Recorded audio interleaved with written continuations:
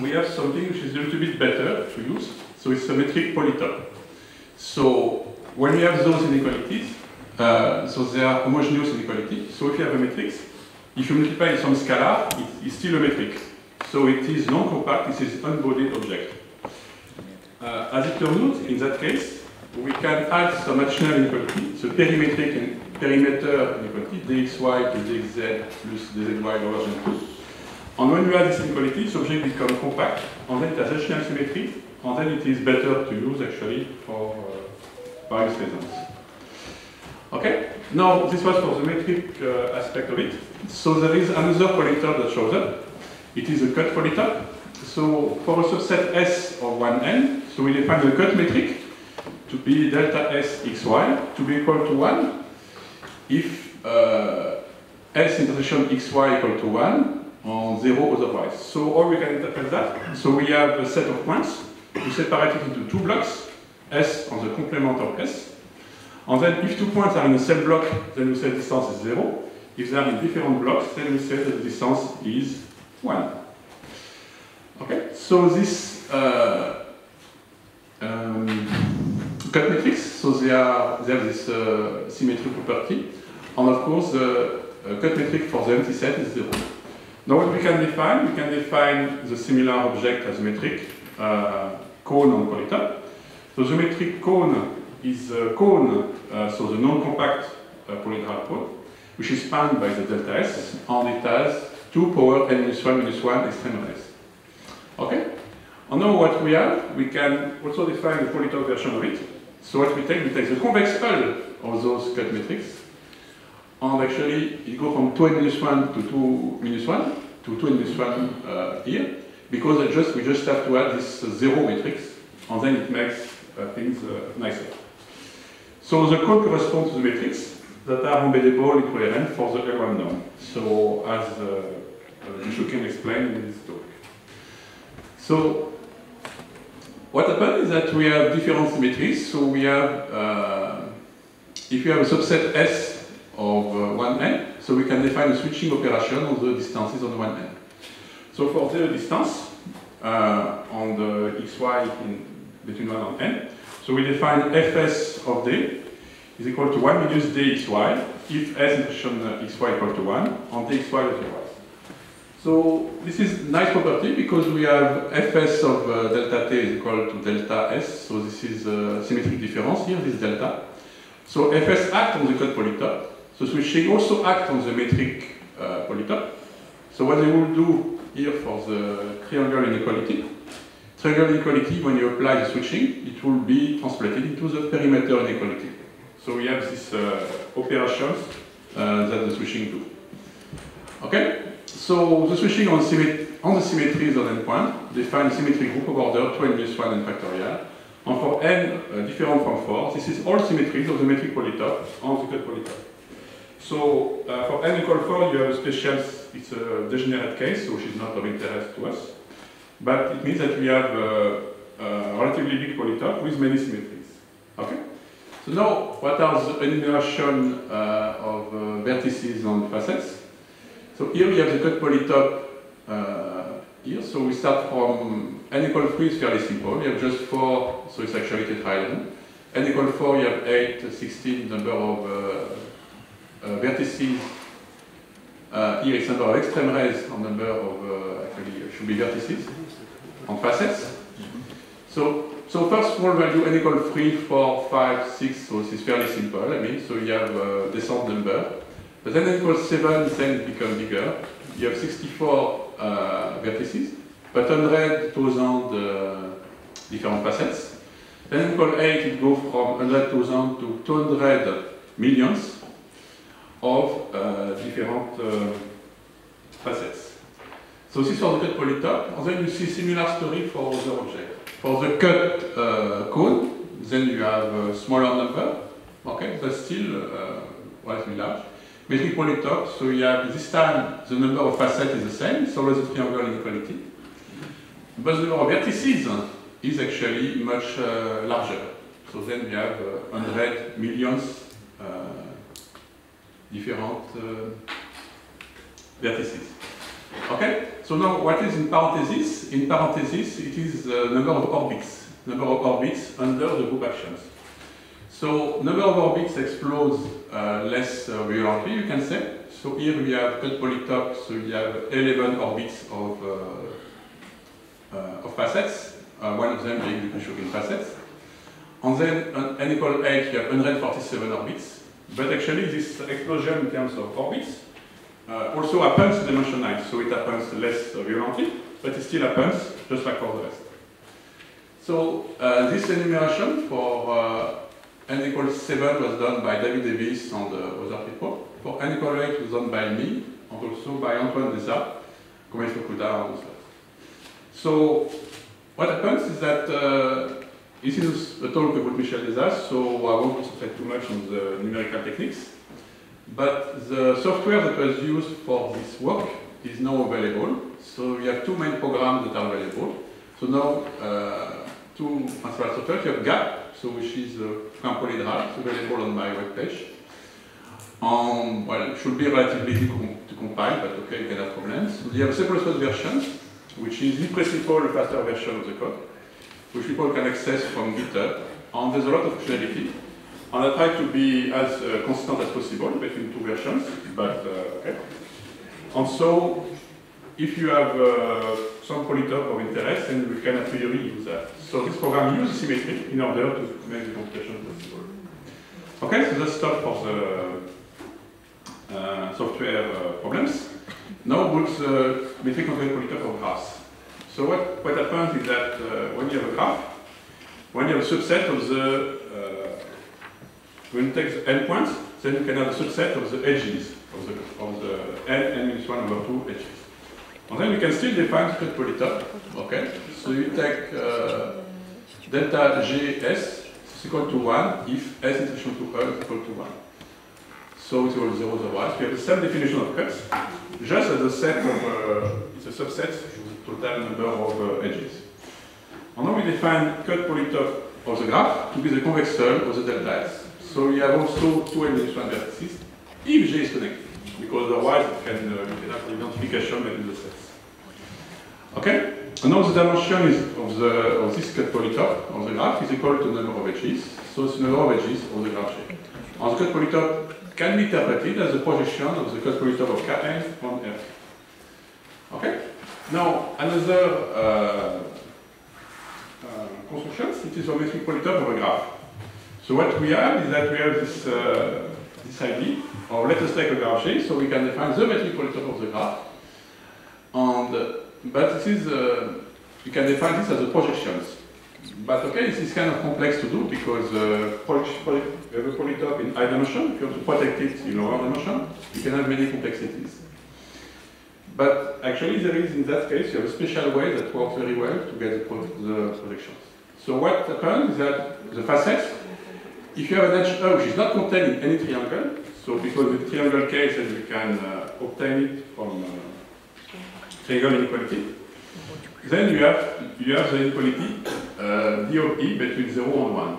And now for any cordless cycle C, on odd size set S, we have the inequality df minus dc minus f lower than f minus 1. Okay, so this is a relatively complex formula. If you want to get the more easier way to visualize it, you can take this cordless graph. So you have a graph between 2 points. And let's say the distance between 2 points in the cycle is lower than the distance you go all around by the different paths. So this is the triangle inequality kind of generalized. So the distance between A and B, you go from Moscow to Tula, is lower than the distance you go from Tula to St. Petersburg, and then from St. Petersburg to Moscow. Okay? And then if you add more paths on the more cities on your path, then you still get a longer path. Okay? Now, the Seymour theorem, it is one of the very remarkable results, which is kind of isolated mathematics. It has a metric polytope J is equal to cut polytope J if only if J has no Ki5 minor. So these are characterizations of the cut polytope who are equal to the metric polytope.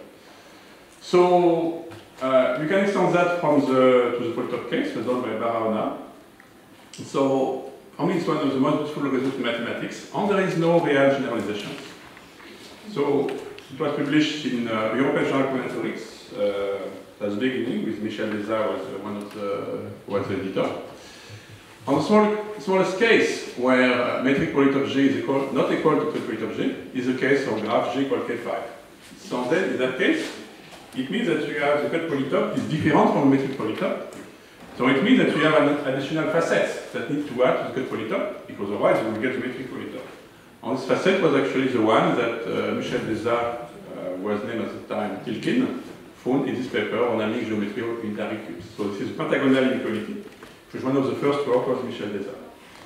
And maybe this work can be generalized. So there is some people working on cut polytope on their minor theory, and I think there is some potential for getting further results from that. But I need to decide. So this Bell polytope I will pass over. So this is a Bell polytope occur in quantum computing, so I won't give you the detail of the constructions. But what happens is that we have some of the polytope occurring in quantum information theory are actually, which are named Bell polytope, can be interpreted as cut polytope. So when you find the dual execution of some cut polytope of some graph, then you can use that to get some result on the quantum information theory. Okay, so now let's talk about hypermetrics, which was another of the dear subject of Michel Desat. So let's just start. Chicken already defines the metric hypermetric cone. So what happens is that if you have a vector V, I won't even write, so this V is actually a V, with sum of Bi equal to 1, then the hypermetric inequality is the sum of Bi, Bg, Deg lower than 0. So this is some way to express the metric. So, in particular, if you put 1, 1, minus 1, then you get a triangular inequality. And the hypermetric cone is defined by the set of functions Dg satisfying to all the hypermetric inequalities. Okay, so if you take the original definition as it is done, so you have sum of Bi equal to 1, B in Zn. So you have infinity of possibility for the vector B.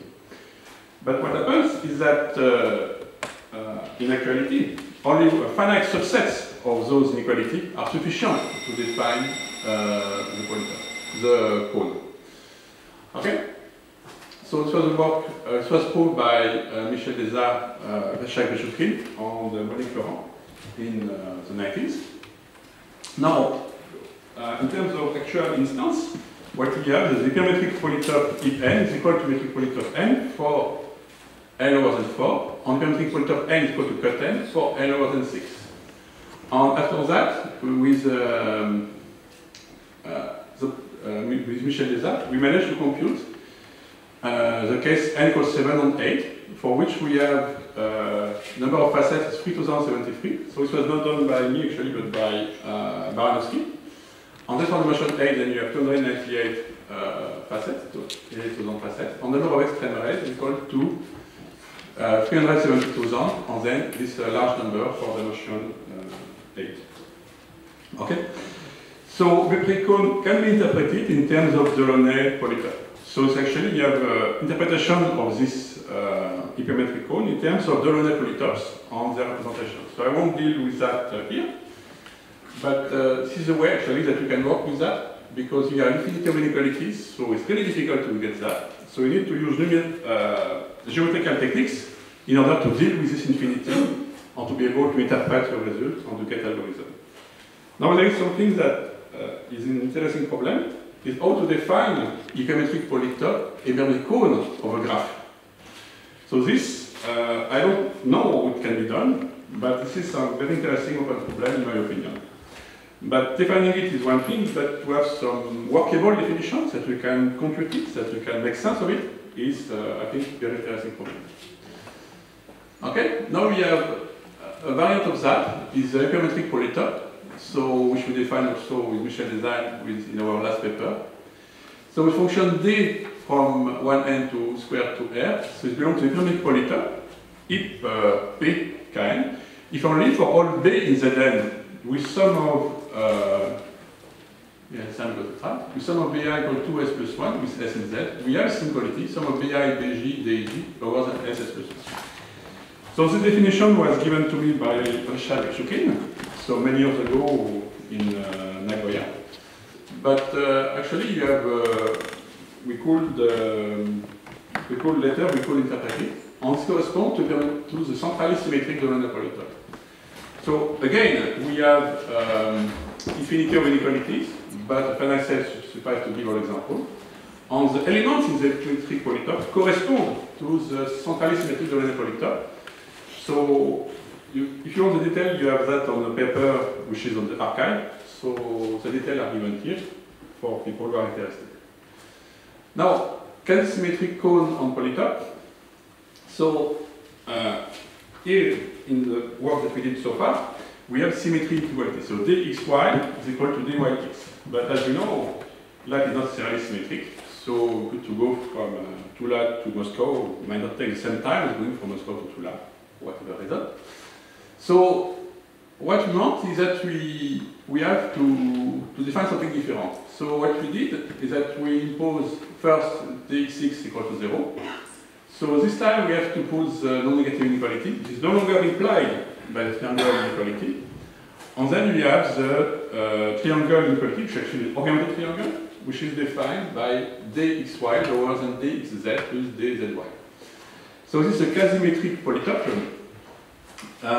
Is defined, so it was not actually defined in this paper, it was defined in the paper by Michel Desarts and Lena Pantaleva, preceding to this one.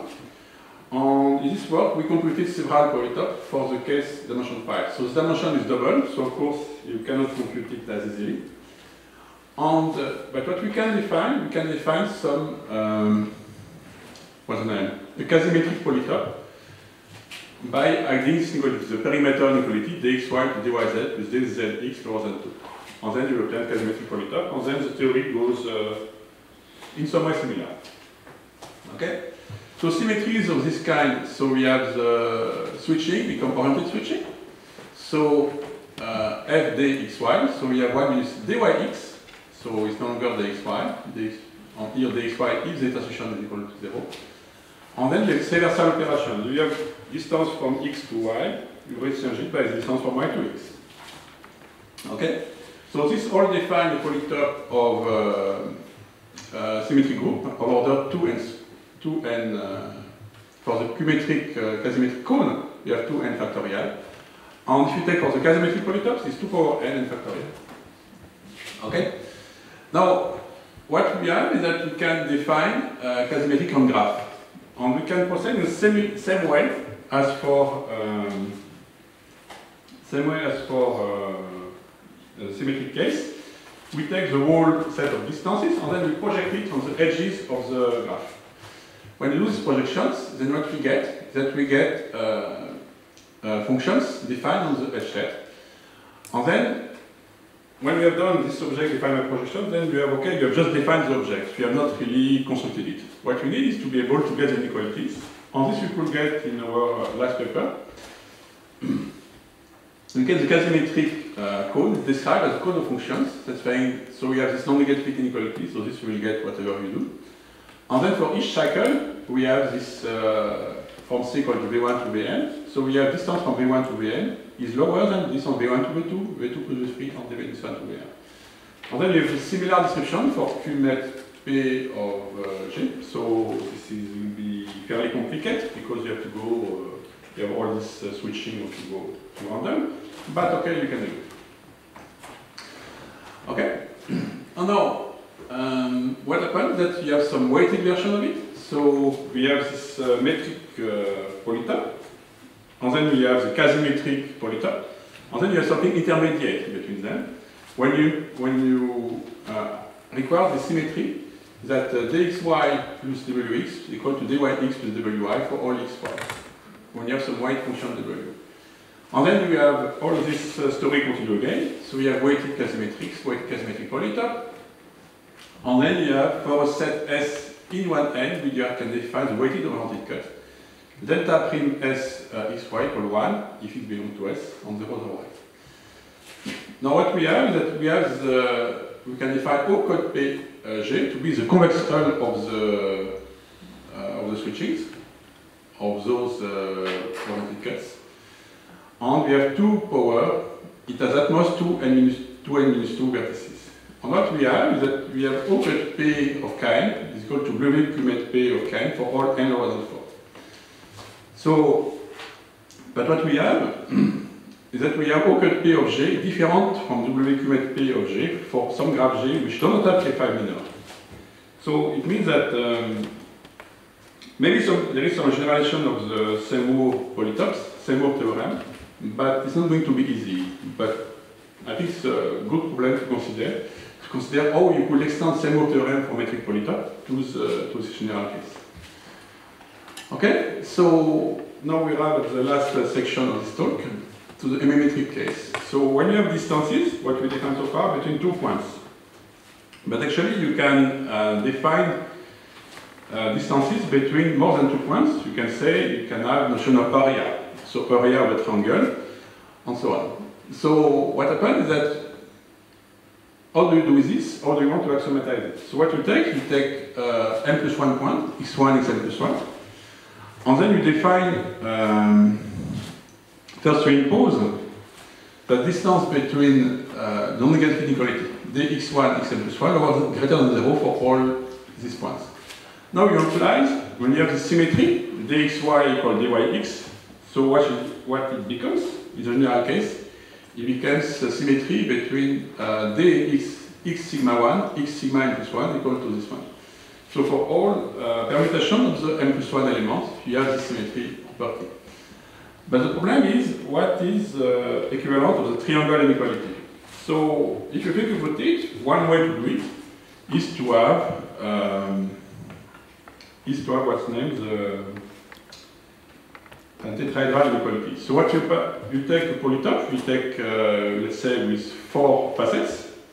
So you have one facet area will be lower than the sum of the area of the other facets. So this is fairly straightforward to define.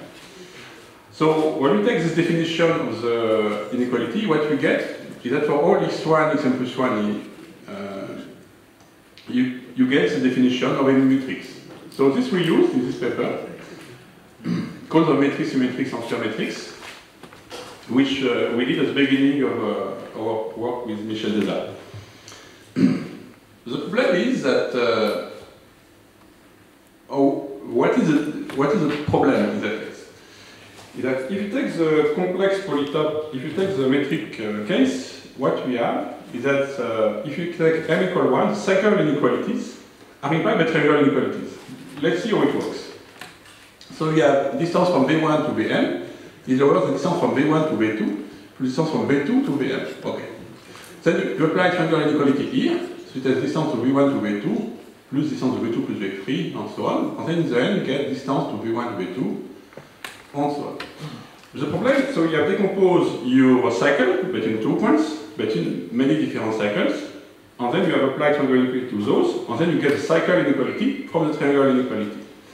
The problem is that such decomposition does not necessarily exist for the motion m greater than 1. So the idea is that if you want to define really the case in dimension m greater than 1, you need to proceed differently. So what we take a closed manifold, this family M or n plus 1 subsets of 1M, such that for any M set S, the number of cells in M containing S is even. So if you think about this, okay, it's a fairly abstract one, but let's take the graph that was considered before. When the graph were shown at the beginning of this talk, or not this talk, but the first talk about Euler formula. So we have this, every edge was containing 2 vertices, and every edge was containing in 2 different facets. So it was the essential property of dimension 2. So if you want to define, so we have one way to generalize from the planar case to higher dimension is to impose this condition. So it's called in diagram geometry, so it's a thin geometry. Now what we want is that okay? So if you have a closed manifold M equal S1 Sn, the simplest inequality is then D of Si lower than sum for E G but lower than M of D of Sg. So, okay, so when you have that, what we can do is that we can define a matrix on simplicial sets. So we can define the matrix not just in general, but on simplicial sets. And what happens is that you take the set Nn to be the set of all n plus 1 subsets of 1n. The n-dimensional simplicial complex is a subset of set Nn for some n. Okay? Now, for a simplicial complex, we define the cone H-met K to be the set of functions satisfying all simplicial inequalities induced by all closed to manifold M of K. And now the cone H-met K is a projection of H-met set Nm on Rk. And so this was not so easy to prove, but we have this theoretical result. And we can see the first case where this gives you something interesting. So for the case M equal 2 on the 6th one, the octahedron gives an equality in H-met K. So we have this three different, so we have this octahedron, so it has 8 different facets, so this triangle. And the facets gives you this ds1 lower than sum for equal to 8 of dsi. On this inequality, you cannot get it over the simplex, so we cannot get from the inequality that we add here, this one. So dx1 and so on. So this you cannot imply by that. So we have defined actually the geometric cone. Now, as it happens, this definition is fairly abstract. We need to take all the, all closed manifolds, so it's really infinite sets. And we cannot, I did not make a single computation on that, which is very unusual with me, for me, but okay, so it is. And so finally, I think we have a definition of OM matrix on endpoints, and maybe someone will compute with it. So that's the end of my talk. Thank you very much.